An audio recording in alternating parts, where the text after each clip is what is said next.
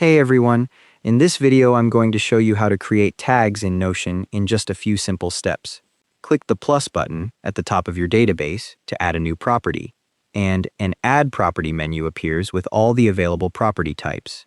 Select Multi-Select from the list, and a new Multi-Select column is added to your table on the right side. Click the column header to open the settings, then click into the Name field and type Category to rename your property. Click into any cell under your new category column, and a Search for an Option menu opens where you can create your first tag. Type Urgent into the search box, then click Create Urgent from the dropdown, and your first tag appears in the cell with a colored label. Click the tag to close the menu, and you'll see it saved to that row. You can now click into any other cell in the category column to add tags to more rows. Either select existing tags from the list or create new ones the same way.